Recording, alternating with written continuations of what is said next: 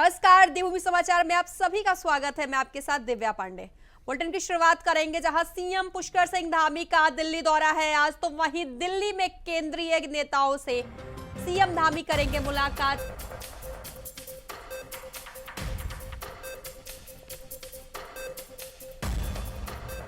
तो वहीं सीएम केंद्रीय नेताओं को चार धाम का न्योता देंगे। आपको बता दें, कई मुद्दों को लेकर सीएम चर्चा भी कर सकते हैं। तो वहीं राज्य के विकास से लंबित योजनाओं पर चर्चा संभव है। आपको बता दें, सीएम पुष्कर सिंह धामी का आज दिल्ली दौरा है। तो वहीं शहरी विकास, जल शक्ति, पर्यावरण मंत्रियों से भी उनकी मुलाकात हो सकती है। तो वहीं वन मंत्रालय से जुड़े प्रस्ताव पर करेंगे केंद्रीय मंत्रियों से बात।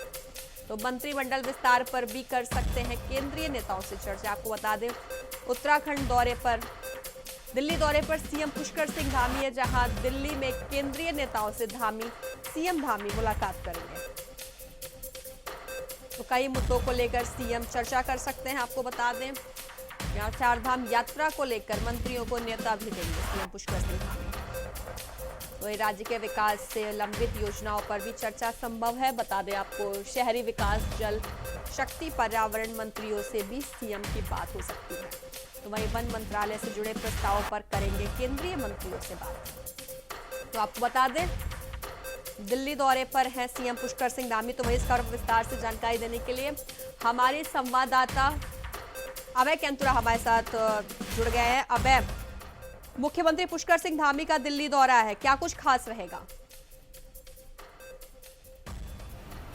तो बिल्कुल ये कह सकते हैं कि मुख्यमंत्री पुष्कर सिंह धामी अपने दिल्ली दौरे के दौरान केंद्रीय मंत्रियों से मुलाकात कर सकते हैं। जो राज्य के जो समसामयिक विषय हैं, जिन विषयों पर विकास को लेकर बातचीत होनी चाहिए, उन विषयों को लेकर मुख्यमंत्री की तरफ से केंद्रीय मंत्रियों के साथ बातचीत वहाँ पर की जाएगी। सबसे बड़ी बात है कि जिस प्रकार से अब आने वाला समय गर्मियों का है, ऐसे में राज्य के भीतर बिजली की जो कटौती है या बिजली की जो खपत है, उसको पूरा किस प्रकार से किया जा सकता है, जनता को किस प्रकार से यहाँ पर बिजली की 24 घंटा आपूर्ति की जा सकती है, उन सब चीज़ों को लेकर बातचीत वहाँ पर करेंगे। इसके अलावा केंद्रीय मंत्रियों को भी ये कह सकते हैं कि उत्तराखंड की चारधाम यात्रा पर आने का निमंत्रण मुख्यमंत्री की तरफ से यहाँ पर दिया जा सकता है। और कहा जा सकता है कि अगर वो चारधाम यात्रा पर आएंगे तो सुरक्षित यात्रा का संदेश जो राज्य सरकार देना चाहती है, वो भी यहाँ पर आगे बढ़ता हुआ नजर आएगा। और जो पर्यटक यहाँ पर आना चाहते हैं, उनकी संख्या में और इजाफा होता हुआ नजर आएगा। क्योंकि उत्तराखंड की चारधाम यात्रा पर ये कह सकते हैं कि सभी की निगाहें यहाँ पर रहती है, सभी लोग यहाँ पर आना चाहते हैं। और यही वजह है कि हर साल लाखों की संख्या में यहाँ पर श्रद्धालु पहुँचते हैं इस चारधाम यात्रा पर। तो इस चारधाम यात्रा पर आने के लिए केंद्रीय मंत्रियों को भी निमंत्रण दिया जाएगा। इसके अलावा जो राज्य की जो जल विद्युत परियोजनाएं हैं, उन परियोजनाओं को लेकर भी बातचीत यहाँ पर मुख्यमंत्री की तरफ से केंद्रीय मंत्रियों से यहाँ पर की जाएगी। क्योंकि कई ऐसी परियोजनाएं अब तक यहाँ पर कही जा सकती है जो राज्य के लिए बड़ी प्राथमिक चीज़ें यहाँ पर कही जा सकती है। उन परियोजनाओं में प्राथमिकताओं के आधार पर पूर्व में जो एक सूची केंद्र को भेजी गई, तो उसमें से कई परियोजनाओं पर अभी तक केंद्र की तरफ से सहमति यहाँ पर नहीं दी गई है। तो वो सहमति जल्द से जल्द राज्य को मिल सके, राज्य की जल विद्युत परियोजनाएं शुरू हो सके, ताकि उत्तराखंड राज्य विकास के पथ पर अग्रसर हो, उसको लेकर बातचीत यहाँ पर की जाएगी। तो ये कहा जा सकता है कि मुख्यमंत्री का दिल्ली दौरा उत्तराखंड के विकास के लिहाज से बड़ा महत्वपूर्ण रहने वाला है। क्योंकि मुख्यमंत्री पुष्कर सिंह धामी जब भी दिल्ली दौरे पर जाते हैं, तो राज्य के लिए कुछ ना कुछ बड़ी सौगात जरूर लेकर आते हैं। ऐसे में जब वो आज इस बार भी दिल्ली दौरे पर जाएंगे, केंद्रीय मंत्रियों से बातचीत करेंगे, तो उत्तराखंड राज्य से जुड़ी हुई विकास की जो परियोजनाएं, जुड़े हुए जो विषय हैं, उन पर बातचीत करके राज्य के लिए जरूर यहाँ पर सौगातों की चीज़ें या सौगात देने का काम उनकी तरफ से किया जा सकता है। जी बिल्कुल। अब सीएम धामी के साथ और कौन कौन मौजूद रहेगा? जी, अभी ये कह सकते हैं जो अभी तक की जो जानकारी है, मुख्यमंत्री पुष्कर सिंह धामी अपने साथ जा रहे हैं। और अगर केंद्रीय मंत्रियों से फिर मुलाकात यहाँ पर होती है, उनका समय यहाँ पर मिल पाता है, तो फिर जो राज्य की जो प्रशासनिक जो अमला है, यानी जो सचिव है, उनको यहाँ पर बुलाने का काम यहाँ पर किया जाएगा। उनको भी पूर्व में सूचना यहाँ पर दी गई है। तो जो जरूरी जो चीज़ें, यानी खासतौर पर जिन मंत्रियों से अभी मिलने का समय यहाँ पर पूरा किया जा चुका है, उनके अधिकारी वहाँ पर मौजूद रहेंगे। ये कहा जा सकता है कि जब मुख्यमंत्री पुष्कर सिंह धामी स्वयं वहाँ पर मौजूद है, तो फिर किसी अन्य लोगों की वहाँ पर ऐसे तो आवश्यकता नहीं है। लेकिन जब राज्य से अगर तकनीकी विषयों के बारे में पूछा जाएगा तो वीडियो कॉन्फ्रेंसिंग के माध्यम से शासन के आला अधिकारियों को भी जोड़ लिया जाएगा ताकि समय पर वो सारी चीज़ें उपलब्ध वहाँ पर हो सके। और केंद्रीय मंत्रियों से जब बातचीत यहाँ पर की जाए तो फिर चाहे तकनीकी पहलू हो या फिर साझा पहलू, उनको यहाँ पर स्पष्ट करने का काम यहाँ पर किया जा सकता है। तो ये कह सकते हैं कि मुख्यमंत्री पुष्कर सिंह धामी राज्य से जुड़ी विकास की परियोजनाओं पर भी बातचीत करेंगे और केंद्रीय मंत्रियों से बातचीत करने के बाद राज्य को उम्मीद है कि इस बार मुख्यमंत्री पुष्कर सिंह धामी बड़ी सौगात यहाँ पर लेकर आ सकते हैं। जी बिल्कुल। अब है सीएम पुष्कर सिंह धामी जब भी दिल्ली आते हैं वो किसी न किसी मंत्री से जरूर मुलाकात करते हैं, तो आज किन मंत्रियों से उनकी मुलाकात हो सकती है?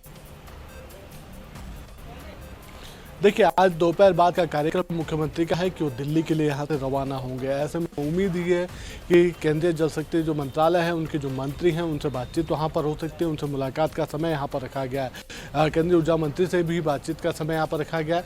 उम्मीद ये की जा सकती है कि जो मुख्यमंत्री की तरफ से जो समय मांगा गया उसमें गृह मंत्री अमित शाह का भी यहाँ पर समय मांगा गया ताकि राज्य में जो विकास से जुड़ी जो परियोजनाएं हैं उन पर विस्तार पूर्वक यहाँ पर बातचीत की जा सके। तो उम्मीद ये है कि आज 2 या 3 मंत्रियों से, केंद्रीय मंत्रियों से मुख्यमंत्री पुष्कर सिंह धामी मुलाकात कर सकते हैं। देर शाम तक की मुलाकात होने की संभावना है और इस मुलाकात के बाद ये कहा जा सकता है कि जो राज्य से जुड़े हुए जो विषय हैं या जो परियोजनाएं अभी तक केंद्र की तरफ से मंजूर नहीं की गई है उन पर भी सहमति मिलने की संभावनाएं हैं।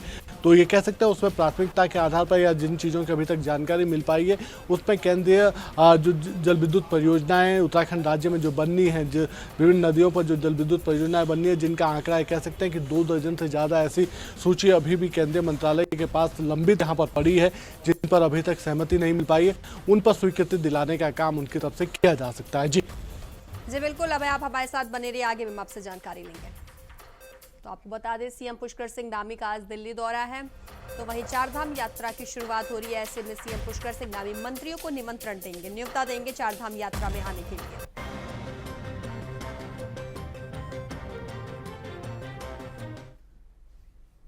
तो खबरों में आगे बढ़ेंगे जहां 30 अप्रैल से चारधाम यात्रा की शुरुआत हो रही है। बता दें 2 मई से श्रद्धालु कर सकेंगे बाबा केदार के दर्शन। तो वहीं ऊखीमठ में आज बाबा भैरवनाथ की पूजा होगी। बता दें फूल मालाओं से की जाती है बाबा भैरवनाथ की पूजा और अर्चना। पूजा अर्चना के बाद निकलेगी ऊखीमठ से डोली। तो वहीं बाबा केदार की पंचमुखी चल विग्रह की उठेगी डोली। तो बता दें आपको 1 मई को केदारनाथ पहुंचेगी डोली, 2 से खुलेंगे कपाट। आपको बता दें 30 अप्रैल से चारधाम यात्रा की शुरुआत हो रही है। 2 मई से श्रद्धालु कर सकेंगे बाबा केदारनाथ के दर्शन। तो ऐसे में ऊखीमठ में आज बाबा भैरवनाथ की पूजा होगी और फूल मालाओं से आपको बता दें बाबा भैरव की पूजा अर्चना की जाती है। तो वहीं पूजा अर्चना के बाद ऊखीमठ से डोली उठेगी, जिसके बाद 1 मई को केदारनाथ पहुंचेगी डोली। तो वहीं 2 मई से आपको बता दें कपाट खोल दिए जाएंगे। तो इस खबर पर विस्तार से जानकारी देने के लिए हमारे संवाददाता अभय केंद्रा लगातार हमारे साथ बने हुए हैं।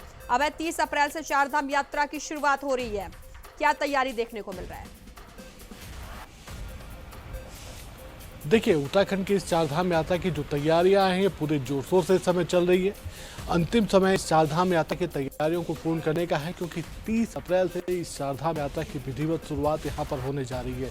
30 अप्रैल से उत्तराखंड की चारधाम यात्रा शुरू हो रही है। ऐसे में उम्मीद की जा सकती है कि जो श्रद्धालु यहाँ पर पहुँचेंगे जिनकी संख्या लाखों में कही जा सकती है, क्योंकि अभी तक यहाँ पर जो श्रद्धालुओं का एक आंकड़ा आया है कि जो उत्तराखंड आना चाहते हैं, इस चारधाम यात्रा पर आना चाहते हैं, उनकी तरफ से जो रजिस्ट्रेशन यहाँ पर किए गए हैं वो लगभग 21 लाख के करीब रजिस्ट्रेशन यहाँ पर हो चुके हैं।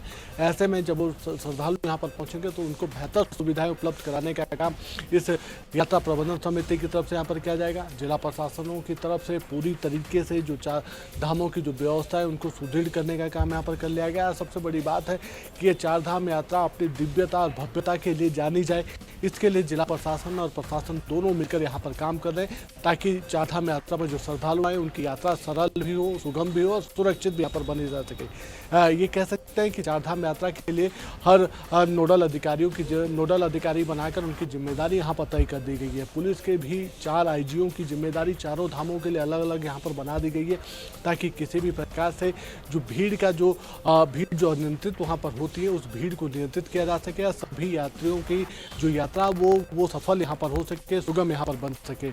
इसके अलावा जो ट्रैफिक मैनेजमेंट है उस मैनेजमेंट को भी सुदृढ़ करने का काम यहाँ पर किया जा रहा है, ताकि किसी भी प्रकार से जाम की समस्या से यात्रियों को रूबरू ना यहाँ पर होना पड़े। ये कह सकते हैं कि इस चारधाम यात्रा को लेकर पूरी तैयारियां प्रशासन की तरफ से कर ली गई है। पर्यटन विभाग ने भी कमर यहाँ पर कस लिया और आपको उसी उम्मीद यही की जा सकती है कि जब 30 अप्रैल से इस चारधाम यात्रा की शुरुआत होगी तो फिर यात्रियों को बेहतर सुविधाएं प्रदान करने का काम यहाँ पर सरकार और प्रशासन की तरफ से किया जाएगा। जो संदेश राज्य सरकार देना चाहती है इस चारधाम यात्रा के माध्यम से, वो संदेश हर जगह प्रचारित होता हुआ भी नजर आएगा। 30 अप्रैल को ये कह सकते हैं कि विधिवत यात्रा की शुरुआत हो रही है। गंगोत्री और यमुनोत्री धाम के कपाट 30 अप्रैल को यहाँ पर खुल रहे हैं और उसके बाद एक कह सकते हैं कि 2 मई को केदारनाथ धाम के कपाट यहाँ पर खुलेंगे, 4 मई को बद्रीनाथ धाम के कपाट यहाँ पर खुलेंगे और फिर पूरी तरीके से कह सकते हैं कि 4 मई के बाद से जो चारों धामों के जो कपाट हैं वो श्रद्धालुओं के लिए खुलेंगे और हेमकुंड साहिब के कपाट भी यहाँ पर खुल जाएंगे। तो ये कह सकते हैं कि उत्तराखंड के इन सभी धामों के लिए जो यात्री हैं वो अपना अपना रजिस्ट्रेशन करा रहे हैं। सबसे बड़ी जो जानकारी, महत्वपूर्ण जो जानकारी यही है कि आज से जो चारधाम यात्रा पर आने वाले जो श्रद्धालु हैं, अगर वो अपना ऑनलाइन रजिस्ट्रेशन नहीं करवा पाए तो उनके लिए ऑफलाइन रजिस्ट्रेशन की सुविधा भी यहाँ पर कर ली गई है। देहरादून के विकास नगर क्षेत्र में, आप हरिद्वार में और ऋषिकेश, इन 3 जगहों पर ऑफलाइन रजिस्ट्रेशन के काउंटर यहाँ पर लगा दिए गए। तो जो श्रद्धालु यहाँ पर पहुँचे आ रहे हैं उनका रजिस्ट्रेशन ऑनलाइन नहीं हुआ तो ऑफलाइन माध्यम से भी रजिस्ट्रेशन यहाँ पर करा सकते हैं, यात्रा पर जा सकते हैं। उसके लिए पूरी व्यवस्था यहाँ पर कर ली गई है। ये कह सकते हैं कि 60-40 के रेशियो में ये रजिस्ट्रेशन यहाँ पर रखे जाएंगे। 60% ऑनलाइन रजिस्ट्रेशन होगा और 40% ऑफलाइन रजिस्ट्रेशन होगा। तीनों जगहों पर ऑफलाइन रजिस्ट्रेशन के काउंटर यहाँ पर लगा दिए गए। तो पूरी तरीके से यात्रा की ये कह सकते हैं कि तैयारी यहाँ पर हो चुकी है। सभी प्रशासनिक अमले के साथ साथ सरकार ने भी अपनी कमर यहाँ पर कस ली है। अधिकारियों की जिम्मेदारियाँ तय हो चुकी है और अब यही चीज़ें देखने वाली होंगी कि किस प्रकार से सभी सुविधाएं उनकी तरफ से, सरकार प्रशासन की तरफ से यात्रियों को सुविधाएं मुहैया कराई जाती है। जी जी बिल्कुल अभय, 2 मई से बाबा केदार के कपाट खुलेंगे। ऐसे में मौसम की बात करें तो मौसम इस समय उत्तराखंड में कैसा है? देखिए, अभी तो ये कह सकते हैं कि 2 से 3 दिन तक मौसम इसी प्रकार से यहाँ पर रहने वाला है। 30 अप्रैल के बाद ये कह सकते हैं कि मौसम के बदलने की संभावना यहाँ पर रह सकती है, जिसकी आशंका मौसम विभाग की तरफ से भी यहाँ पर जताई गई है। लेकिन अभी ये कह सकते हैं कि जो मौसम यहाँ पर बदलता है तो फिर उतनी ज़्यादा रूप में यहाँ पर नहीं कह सकता, वो राहत भरी खबरें कही जा सकती है कि अगर मौसम बदलता है तो जो गर्मी इस समय हो रही है, जो तापमान इस समय बढ़ रहा है, उस पर थोड़ी बहुत राहत मिलने की संभावना उस बदलते हुए मौसम से यहाँ पर मिल सकती है। 2 मई को केदारनाथ धाम के कपाट खुलेंगे। उससे पहले जो केदारनाथ धाम की जो चल विग्रह, जो पंचमुखी जो डोली है बाबा केदार की, वो आज कह सकते हैं कि ऊखीमठ से अपना प्रस्थान यहाँ पर कर चुकी है। बाबा भैरवनाथ की पूजा अर्चना के साथ ही जो डोली का जो पूजा अर्चना होती है उसकी यहाँ पर पूजा अर्चना हो चुकी है। इस समय वो डोली ऊखीमठ से रवाना हो चुकी है। जो अपना पहला जो उसका पड़ाव है गुप्तकाशी का, वहाँ पर ये डोली वहाँ पर पहुँचेगी और 1 मई को बाबा केदारनाथ धाम पर ये डोली वहाँ पर पहुँचेगी। 2 मई को विधिवत रूप से जब कपाट खुलने की प्रक्रिया शुरू होगी तब इस डोली को अंदर ले जाने का काम वहाँ पर किया जाएगा और बाबा जी बिल्कुल अवैध 30 तारीख से चारधाम यात्रा की शुरुआत हो रही है। ऐसे में अब ये देखना होगा कि कितनों की संख्या में श्रद्धालु चारधाम के लिए पहुंच रहे हैं। फिलहाल इस खबर पर विस्तार से जानकारी देने के लिए आपका धन्यवाद। तो खबरों में आगे बढ़ेंगे। चारधाम यात्रा को देखते हुए सरकार ने एक बड़ा फैसला लिया है, बता दें, जिसमें चारधाम यात्रा के दौरान धामों में होने वाली यात्रियों की मौत को देखते हुए अब पर्यटन विभाग ने चौकसी बरतनी शुरू कर दी है। बता दें, पर्यटन मंत्री सतपाल महाराज ने कहा है कि अब धामों में होने वाली यात्रियों की मौत पर उन्हें बीमा की राशि दी जाएगी, जिससे पीड़ित परिवारों के कुछ दुखों को कम किया जा सके। तो वहीं पर्यटन मंत्री सतपाल महाराज ने कहा है कि इस बार सुरक्षा व्यवस्था को और कड़ा करने के लिए पुलिस अधिकारियों को निर्देशित किया जा चुका है। सिक्योरिटी हम और तेज करने जा रहे हैं। मैं डीजी पुलिस से और गढ़वाल कमिश्नर से हिदायत दे रहा हूं कि काफ़ी और भी जो है सिक्योरिटी को तैनात करें। और इसके साथ साथ हम लोगों ने, आपको पता है कि इंश्योरेंस भी कराया है कि जो भी चारधाम के परिसर हैं, कोई हादसा होता है, कोई घटना घटती है, उसके लिए इंश्योरेंस कंपनी जो है उसमें पैसा देगी। इंश्योरेंस का 10 करोड़ तक है और वो 1.5 लाख तक वो प्रत्येक व्यक्ति को देगी। तो अगली खबर की ओर रुख करेंगे, जहां चारधाम यात्रा 30 अप्रैल से शुरू होने जा रही है। आपको बता दें, ऐसे में इसके लिए हरिद्वार में विशेष ऑफलाइन रजिस्ट्रेशन केंद्र की स्थापना की गई है। आज से इस पंजीकरण की प्रक्रिया शुरू हो गई है। तो वहीं आपको बता दें, जिसके लिए यात्रियों का हुजूम उमड़ा है। पहले दिन सुबह 7 बजे से रजिस्ट्रेशन केंद्र पर यात्री लाइन में लगे हुए हैं। तो वहीं बता दें आपको, रजिस्ट्रेशन के लिए कुल 20 काउंटर तैयार किए गए हैं, जिनमें विदेशी नागरिकों और दिव्यांग यात्रियों के लिए अलग से काउंटर स्थापित किए गए हैं। तो आपको बता दें, पहले दिन कुल 1000 स्टॉल रजिस्ट्रेशन के लिए आवंटित किए गए हैं। तो वहीं आगे सरकार के निर्देशों के अनुसार स्लॉट्स का आवंटन किया जाएगा। यात्रियों की सुविधा के लिए होर्डिंग एरिया भी विकसित किए जा रहे हैं, जहां उन रजिस्ट्रेशन प्रक्रिया के दौरान इंतजार करने की जगह मिल सके। तो ये रजिस्ट्रेशन के लिए पहुंचे यात्रियों ने बताया कि रजिस्ट्रेशन की व्यवस्था बहुत अच्छी की गई है। कई यात्रियों का कहना था कि यह रजिस्ट्रेशन प्रक्रिया उन्हें सुगमता से यात्रा की तैयारी में मदद कर रही है। जिन्होंने रजिस्ट्रेशन करा लिया है, उनका भी मानना है कि सरकार ने यात्रा के लिए बहुत अच्छी व्यवस्थाएं की है।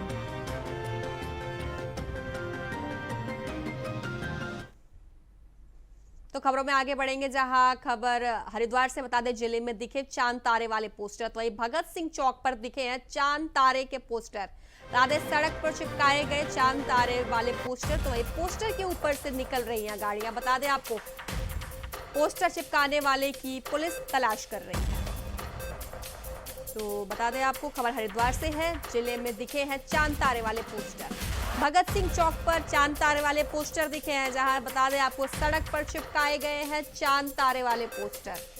तो वहीं पोस्टर के ऊपर से गाड़ियां निकल रही हैं। पोस्टर चिपकाने वालों की पुलिस तलाश कर रही है। बता दें, खबर हरिद्वार से है। जिले में आपको बता दें, हरिद्वार जिले में चांद तारे वाले पोस्टर दिखाई दिए। बता दें आपको, सड़क पर चांद तारे वाले पोस्टर चिपकाए गए हैं। पोस्टर के ऊपर से गाड़ियां निकल रही हैं। तो वहीं आपको बता दें, पुलिस पोस्टर चिपकाने वालों की तलाश कर रही है। आपको बता दें, खबर हरिद्वार से है। जिले में दिखे हैं चांद तारे वाले पोस्टर। तो बता दें आपको, भगत सिंह चौक पर या पोस्टर दिखाई दिया है, जहां सड़क पर या पोस्टर चिपकाए गए हैं, उसके ऊपर से गाड़ियां निकल रही हैं पोस्टर के ऊपर से।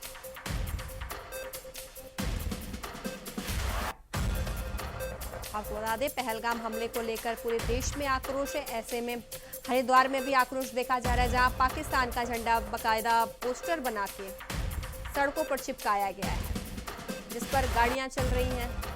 तो वहीं आपको बता दें, ऐसे में पुलिस पोस्टर चिपकाने वालों की तलाश कर रही है।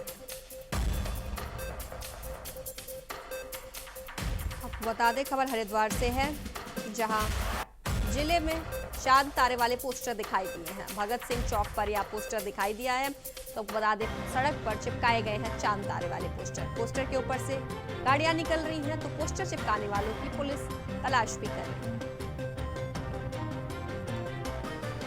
तो वहीं इस खबर पर विस्तार से जानकारी देने के लिए हमारे संवाददाता विकास चौहान हमारे साथ फोन लाइन पर जुड़ गए हैं। विकास, जिले में चांद तारे वाले पोस्टर दिखाई दिए हैं, सड़कों पर पोस्टर लगाए गए हैं, क्या कुछ पूरा मामला है? का एक मामला है, जहाँ पर हरिद्वार के तारापुर कोतवाली क्षेत्र में रानीपुर मोड़ है, भगत सिंह चौक है, वहाँ पर ये पोस्टर सड़क पर लगाए गए यहाँ पर दिखाई दी है, जिससे वीडियो यहाँ पर वायरल काफी यहाँ पर सोशल मीडिया पर वायरल हुआ। जिसके बाद पुलिस मौके पर पहुंची और उसने वहाँ से उनको बताया और अज्ञात व्यक्ति के खिलाफ एक मामला दर्ज करते हुए छानबीन यहाँ पर शुरू की है। पुलिस का कहना है कि इस तरह की जो घटना है वो कहीं ना कहीं समाज में गलत मैसेज जा सकता है, जिससे थानों में कार्रवाई की है। लेकिन ये किसी फरारिश शब्द का होना यहाँ पर बताया जा रहा है। जी बिल्कुल विकास, सड़कों पर पोस्टर चिपकाना, ऐसे में इन हरकतों को लेकर पुलिस द्वारा क्या कुछ कहा जा रहा है? पुलिस द्वारा क्या कुछ कार्रवाई करने की बात कही जा रही है? देखें कि जिस तरह से अभी जो पिछले दिनों पहलगाम में जो मामला सामने आया आतंकी मामला के बाद से जो स्थितियां बनी हैं उसमें कहीं ना कहीं आक्रोश तो जरूर लोगों के मन में है, लेकिन जिस तरह के लेकर चांद और सितारे की एक पोस्टर यहाँ पर जमीन पर लगाए गए जिसके ऊपर से गाड़ियों को निकलने का यहाँ पर वीडियो वायरल हो रहा था, जिसके बाद पुलिस ने कार्रवाई की है। हालांकि पुलिस ने कहा है कि कहीं न कहीं इससे कहीं देश के साथ साथ किसी पड़ोसी देश के साथ साथ कहीं किसी धर्म के विशेष लोगों को आहत हो सकती थी। कहीं ना कहीं माहौल यहाँ पर खराब हो चुका है, जिसके खिलाफ यहाँ पर मामला दर्ज किया है और पुलिस ने अपनी जांच यहाँ पर शुरू कर दी है। जी बिल्कुल विकास, सड़कों पर चांद तारे वाले पोस्टर लगाए गए हैं, ऐसे में उस पोस्टर के ऊपर से गाड़ियां निकल रही है, तो ऐसे में राहगीरों द्वारा क्या कुछ कहा जा रहा है इस पोस्टर को देखकर?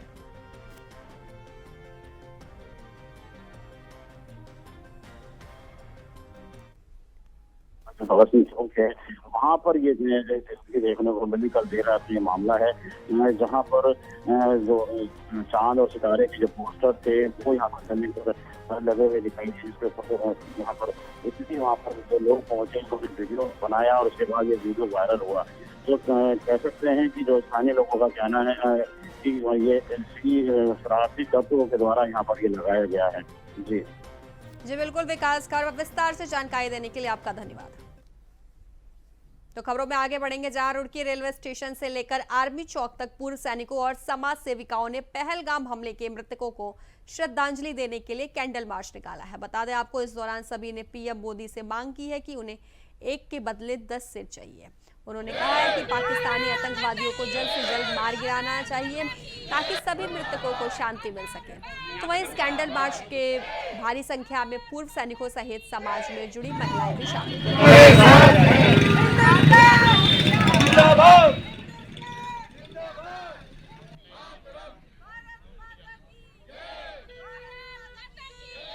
अगली खबर के रुख करेंगे, जहां रुद्रपुर में देर रात जमीनी विवाद में ईश्वर कॉलोनी निवासी पिता पुत्र मनप्रीत और गुरमेज सिंह की गोली मारकर हत्या कर दी गई है। दादा इस मामले में हत्या आरोपी का घायल अवस्था में जिला अस्पताल में इलाज चल रहा है। तो वहीं डबल मर्डर से क्षेत्र में सनसनी भी मच गई है। बता दें, जबकि तीसरे बेटे सुरेंद्र ने भागकर अपनी जान बचाई। दोनों पक्षों के बीच काफी समय से जमीन को लेकर विवाद चल रहा है। मामले की जानकारी मिलने पर एसएसपी मणिकांत मिश्रा फोर्स के साथ मौके पर पहुंचे और मामले की जानकारी ली। आपको बता दें, देर रात फायरिंग से रुद्रपुर दहला है।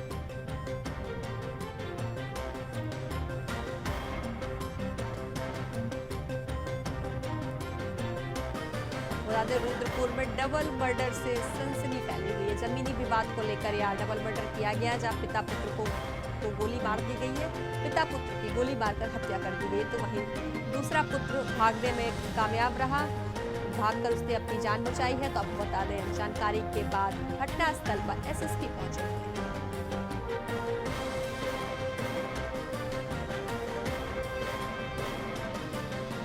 वहीं इस खबर पर विस्तार से जानकारी देने के लिए हमारे संवाददाता भरत शाह रुद्रपुर से हमारे साथ जुड़ गए हैं। भरत, रुद्रपुर में डबल मर्डर से सनसनी फैली हुई, आखिर क्या कुछ पूरा मामला है? देखिए दिव्या, ये सुबह की घटना है और जमीनी विवाद पूरा मामला बताया जा रहा है। जो बताया जा रहा है कि जो दिनेश सलूजा और उनके जो भाई हैं वो मौके पर जो जमीन पर एक दुकान थी, दुकान की दीवार तोड़ रहे थे।